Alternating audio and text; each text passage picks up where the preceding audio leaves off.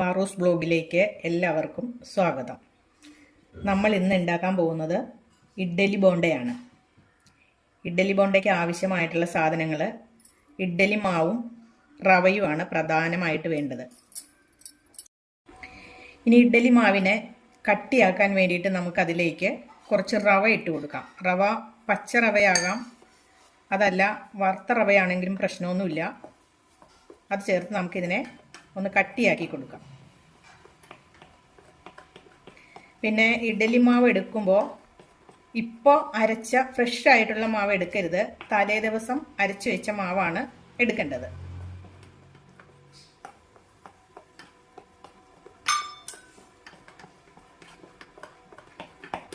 ഇഡ്ഡലി മാവിൽ ഉപ്പൊക്കെ ചേർത്തിട്ടുള്ളത് കൊണ്ട് ഇനി നമ്മൾ ഇപ്പോൾ ഉപ്പൊന്നും ചേർക്കണ്ട. ലാസ്റ്റ് നോക്കിയിട്ട് നമ്മൾ ഉപ്പ് ചേർത്താൽ മതി.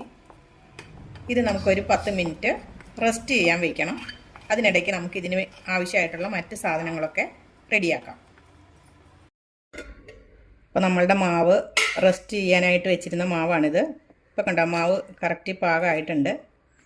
ഇതിലേക്ക് നമുക്കിനി അരിഞ്ഞു വെച്ചിരിക്കുന്ന സബോള ഉള്ളി, പച്ചമുളക്, ഇഞ്ചി, കറിവേപ്പിൻ്റെ ഇല, മല്ലിയില, ഇത്രയും സാധനങ്ങൾ ഇതിലേക്ക് മിക്സ് ചെയ്ത് കൊടുക്കാം. അപ്പോൾ മിക്സ് ചെയ്യുന്നതിന് മുൻപ് നമ്മളിതൊന്ന് എല്ലാം കൂടി ഒന്ന് മിക്സ് ചെയ്യണം.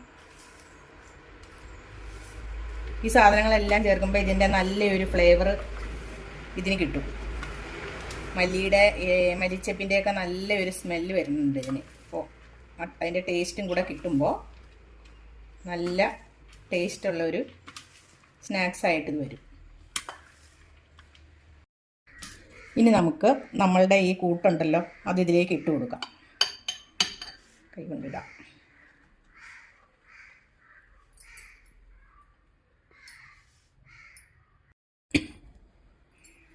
ഇനി നമ്മളുടെ കൂട്ട് നമുക്ക് ഒന്ന് മിക്സ് ചെയ്തെടുക്കണം.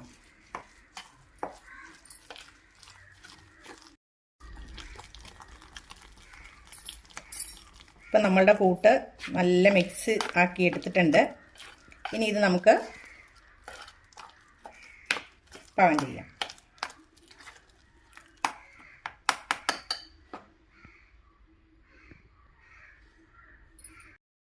ഇപ്പം നമ്മൾ എണ്ണ ഒഴിച്ചിട്ടുണ്ട്. ഇനി എണ്ണ ചൂടായി കഴിഞ്ഞിട്ട് നമുക്ക് കൂട്ടിടാം.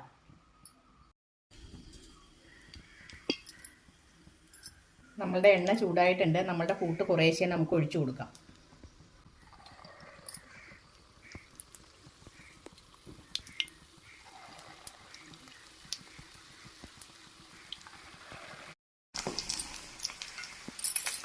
ഇത് നമ്മൾ ശരിക്ക് കൈ ഒരു തണുത്ത വെള്ളത്തിൽ മുക്കിയിട്ട് നമുക്ക് കൈ ഒന്ന് കുടഞ്ഞ് കളയണം. അതിന് ശേഷം വേണം നമ്മളിങ്ങനെ ഉരുട്ടി ഇടാൻ. ഇത് നമുക്ക് ഏത് ഷേപ്പിൽ വേണേലും ഇടാം. ഷേപ്പൊന്നും വേണമെന്നില്ല. ഇനി ഷേപ്പ് ആക്കി ഇടണം എന്നുണ്ടെങ്കിൽ അങ്ങനെ ഇങ്ങനെ ഉരുട്ടിയിട്ടും ഇടാം.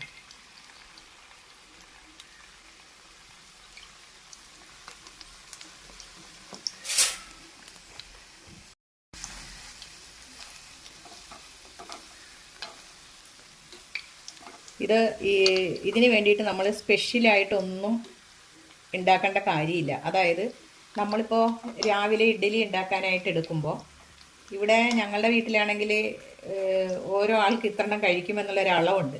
മൂത്തയാൾക്ക് 5, ഇളയാൾക്ക് 3, എനിക്കും മോൾക്കും 2. അപ്പോൾ എൻ്റെ ഹസ്ബൻഡ് ഇവിടെ ഇല്ല, അതുകൊണ്ട് ആൾക്ക് കൂട്ടണില്ല. അപ്പോൾ ഞങ്ങളുടെ ആളിൻ്റെ എണ്ണം മാത്രമേ ഇഡ്ഡലി ഞങ്ങൾ ഉണ്ടാക്കുകയുള്ളൂ. പക്ഷേ എന്നാൽ മാവ് ഇത്തിരി അധികം എടുക്കുന്നത് ആരെങ്കിലും വന്നു കഴിഞ്ഞാൽ നമുക്ക് കൊടുക്കണ്ടേ. ബ്രേക്ക്ഫാസ്റ്റിൻ്റെ സമയത്താണെങ്കിൽ അവർക്ക് കൊടുക്കണമല്ലോ. അതുകൊണ്ടാണ് നമ്മൾ കുറച്ച് മാവ് കൂടുതൽ ഉണ്ടാക്കുന്നത്. അപ്പോൾ അങ്ങനെ ബാക്കി വരുന്ന മാവ് കൊണ്ട് നമുക്ക് പെട്ടെന്ന് ഒരു സ്നാക്സ്, വൈകുന്നേരത്തേക്കുള്ള ചായക്കൊരു സ്നാക്സ്, അത്രേ നമുക്ക് ഇത് പറയാനുള്ളൂ. നല്ല ടേസ്റ്റാണ്. അത് മല്ലിയിലയൊക്കെ നന്നായിട്ട് ഇടുന്നത് കൊണ്ട് നല്ല ടേസ്റ്റ് ഉണ്ട് ഈ സ്നാക്സിന്. നമുക്ക് ശരിക്കും ഉരുട്ടിയിടാം. കുറച്ചുകൂടെ വെള്ളം കുറച്ചെടുത്തിട്ട് ഉരുട്ടിയിടാം നമുക്ക്. അതൊക്കെ നമ്മുടെ ഇഷ്ടം.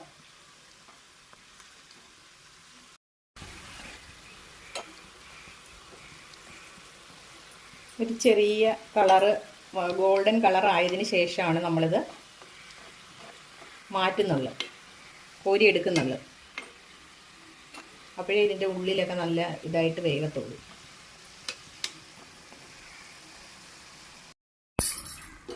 ഇപ്പോൾ നമ്മളുടെ ഇഡ്ഡലി ബോണ്ട റെഡി ആയിട്ടുണ്ട്.